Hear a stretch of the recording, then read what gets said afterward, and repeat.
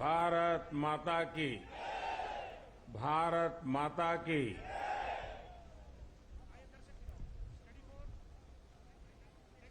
आज प्रातः मैं बेंगलुरु में था। सुबह बहुत जल्दी पहुंचा था।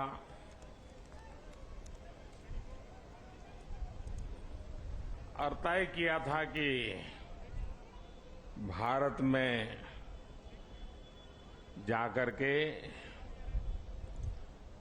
देश को इतनी बड़ी सिद्धि दिलाने वाले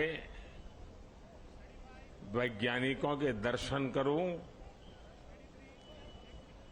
और इसलिए मैं सुबह सुबह वहां चला गया। लेकिन वहां जनता जनार्दन ने सुबह से ही, सूर्योदय से भी पहले हाथ में तिरंगा लेकर के चंद्रयान की सफलता का जिस प्रकार का उत्सव मनाया, वो बहुत ही प्रेरित करने वाला था। और अभी कड़ी धूप में सूरज बराबर तप रहा है, और इस महीने की धूप तो चमड़ी को भी चीर देती है। ऐसी कड़ी धूप में आप सबका यहां आना और चंद्रयान की सफलता को सेलिब्रेट करना, और मुझे भी इस सेलिब्रेशन में हिस्सेदार बनने का सौभाग्य मिले, ये भी मेरा सौभाग्य है। और मैं इसके लिए आप सबका अभिनंदन करता हूं। आज जब मैं इसरो पर सुबह पहुंचा था, तो चंद्रयान द्वारा जो तस्वीरें ली गई थी, उन तस्वीरों को पहली बार रिलीज करने का भी मुझे सौभाग्य मिला। शायद अब तो आपने भी टीवी पर वो तस्वीरें देखी होगी। वो खूबसूरत तस्वीरें अपने आप में एक बहुत बड़ी वैज्ञानिक सफलता की एक जीती जागती तस्वीर हमारे सामने प्रस्तुत हुई। आमतौर पर एक परंपरा है दुनिया में कि इन प्रकार के सफल अभियान के साथ उस पॉइंट का कोई न कोई नाम दिया जाए। तो बहुत सोचने के बाद मुझे लगा, और आज जहां पर चंद्रयान 3 ने लैंड किया हुआ है, उस पॉइंट को एक नाम दिया गया, और नाम दिया है शिव शक्ति।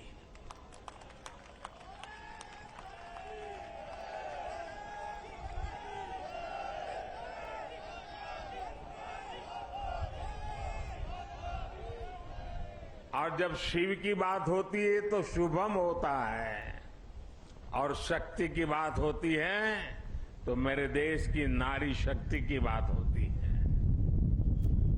जब शिव की बात होती है तो हिमालय याद आता है, और शक्ति की बात होती है तो कन्याकुमारी याद आता है। हिमालय से कन्याकुमारी तक की इस भावना को उस पॉइंट में प्रतिबिंबित करने के लिए इसका नाम शिव शक्ति तय किया है। इसके साथ ही 2019 में चंद्रयान 2, उस समय नाम रखने की चर्चा मेरे सामने आई थी, लेकिन मन तैयार नहीं था। भीतर ही भीतर मन ने संकल्प कर लिया था कि पॉइंट 2 को भी नाम तब मिलेगा जब हम सच्चे अर्थ में हमारी यात्रा में सफल होंगे। और चंद्रयान 3 में सफल हो गए, तो आज चंद्रयान 2 का जो पॉइंट था उसका भी नामकरण किया, और उस पॉइंट का नाम रखा है तिरंगा। हर संकटों से जूझने का सामर्थ्य तिरंगा देता है। हर सपने को साकार करने की प्रेरणा तिरंगे देता है।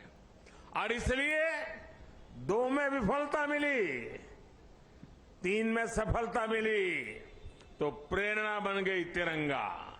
और इसलिए जो चंद्रयान 2 जो पॉइंट के रूप में अब तिरंगा के रूप में जाना जाएगा। और भी एक महत्वपूर्ण बात आज सुबह मैंने कही है। 23 अगस्त भारत की वैज्ञानिक विकास यात्रा में एक मील का पत्थर है। और इसलिए हर वर्ष भारत 23 अगस्त को नेशनल स्पेस डे के रूप में मनाएगा। साथियों, मैं पिछले दिनों ब्रिक्स समिट के लिए साउथ अफ्रीका में था। इस बार साउथ अफ्रीका के ब्रिक्स समिट के साथ साथ पूरे अफ्रीका को भी वहां निमंत्रित किया गया था। और ब्रिक्स समिट में मैंने देखा, शायद ही दुनिया का कोई व्यक्ति हो जिसने चंद्रयान की बात न की हो, बधाई न दी हो।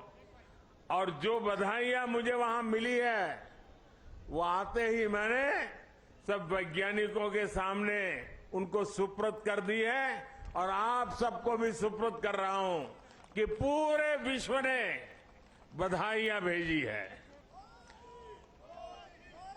साथियों, हर कोई ये जानने का प्रयास करता था चंद्रयान की यात्रा के संबंध में, ये कालजयी उपलब्धि के संबंध में, और नया भारत, नए सपने, नए संकल्प और नई सिद्धि एक के बाद एक दुनिया के अंदर एक नया प्रभाव अपना भारत के तिरंगे का सामर्थ्य अपने सफलताओं के आधार पर, अचीवमेंट्स के आधार पर आज दुनिया अनुभव भी कर रही है, स्वीकार भी कर रही है और सम्मान भी दे रही है। साथियों, ब्रिक्स समिट के बाद मेरा ग्रीस जाना हुआ। 40 साल बीत गए, भारत के किसी प्रधानमंत्री ने ग्रीस की यात्रा नहीं की थी। मेरा सौभाग्य है कि बहुत सारे काम जो छूट जाते हैं मुझे ही करने होते हैं।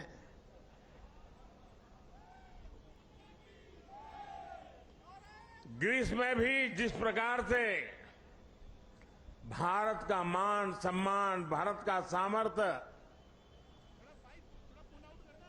और ग्रीस को लगता है कि भारत और ग्रीस की दोस्ती, ग्रीस एक प्रकार से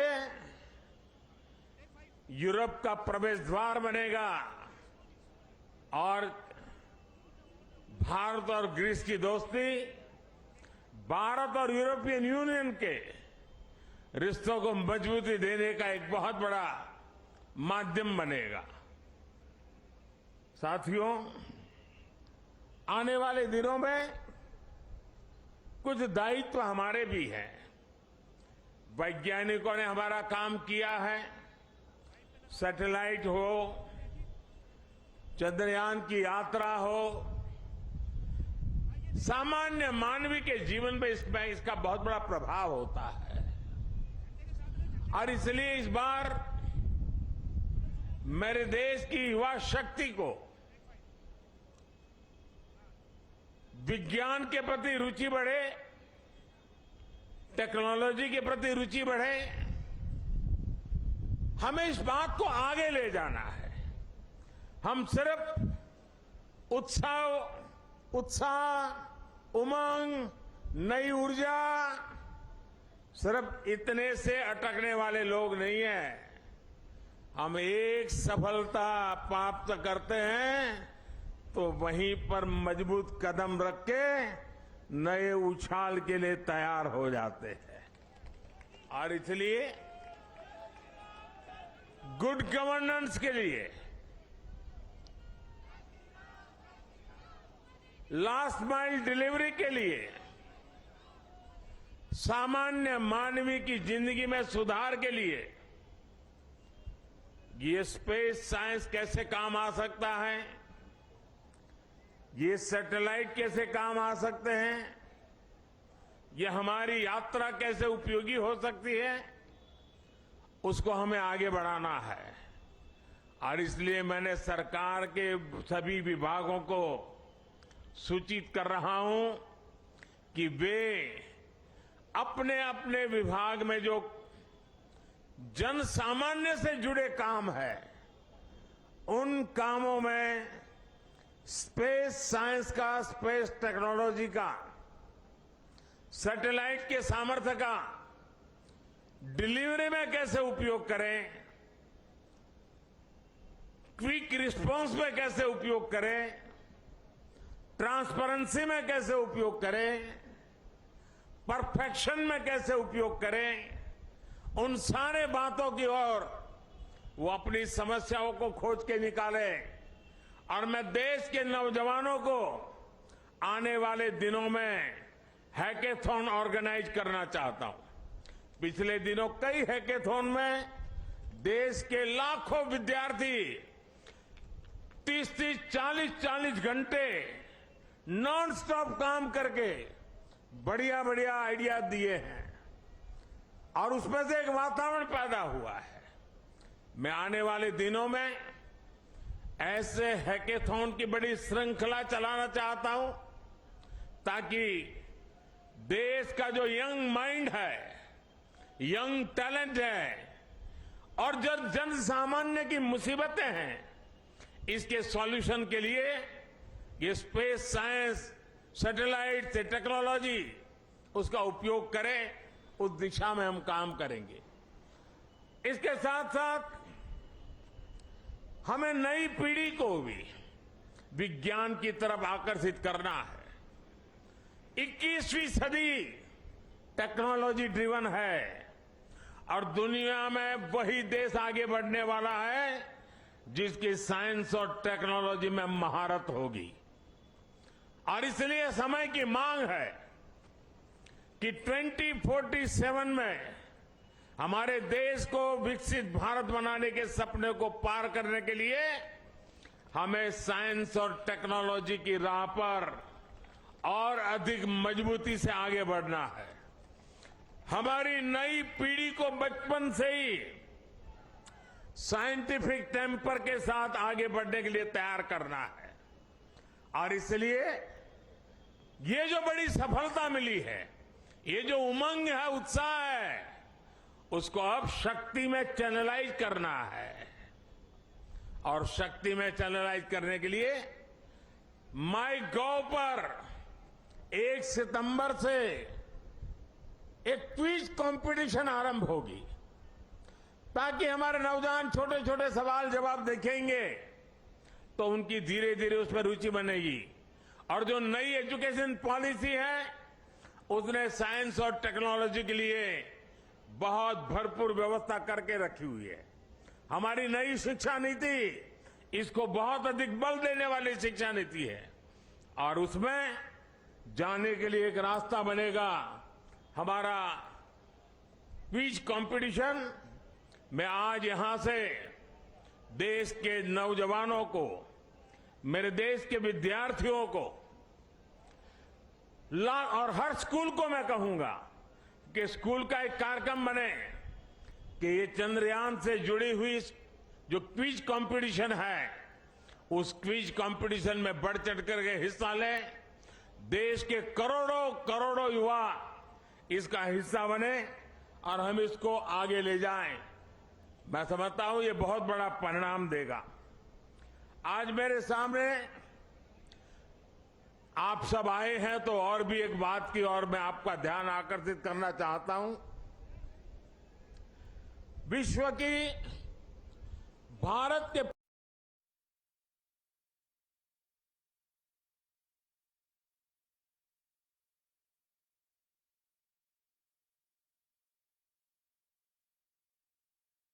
मौके होते हैं जब उसे इन चीजों की अनुभूति होनी चाहिए।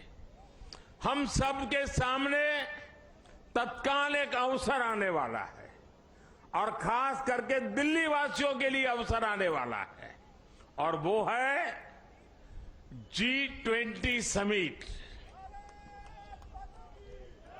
एक प्रकार का विश्व का बहुत बड़ा निर्णायक नेतृत्व ये हमारी दिल्ली की धरती पर होगा, हिंदुस्तान में होगा। पूरा भारत यजमान है, लेकिन मेहमान तो दिल्ली आने वाले हैं। उनको जरा मेरी डॉक्टर की टीम जरा पहुंचे, मेरे साथ जो डॉक्टर हैं जरा देख लें इनको।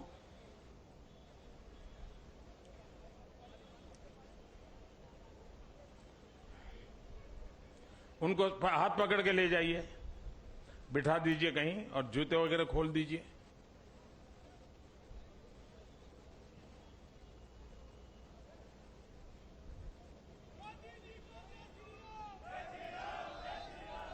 G20 की मेजबानी पूरा देश मेजबान है, लेकिन ज्यादा से ज्यादा जिम्मेवारी मेरे दिल्ली के भाइयों बहनों की है, मेरे दिल्ली के नागरिकों की है। और इसलिए देश की साख पर रत्ती भर भी आंच न आए, ये हमारे दिल्ली को करके दिखाना है। देश की आन बान शान का झंडा ऊंचा करने का सौभाग्य मेरे दिल्ली के भाइयों बहनों के पास है। और इतनी बड़ी मात्रा में विश्व से मेहमान आते हैं तो असुविधा तो होती ही होती है। अपने घर में भी अगर 5-7 मेहमान आ जाए तो घर के लोग मुख्य सोफा पर नहीं बैठते, अगल वाली छोटी सी चेयर पर बैठ जाते हैं, क्योंकि मेहमान को जगह देते हैं। हमारे यहां भी अतिथि देवो भव के हमारे संस्कार है। हमारी तरफ से जितना ज्यादा मान सम्मान स्वागत हम दुनिया को देंगे, वो सम्मान अपना बढ़ाने वाले हैं, हमारा गौरव बढ़ाने वाले हैं, हमारी साख बढ़ाने वाले हैं। और इसलिए सितंबर में 5 तारीख से लेकर के 15 तारीख तक बहुत सारी गतिविधियां यहां रहेगी। मैं दिल्ली वासियों से आने वाले दिनों में जो असुविधा होने वाली है उसकी क्षमा याचना आज ही कर लेता हूं।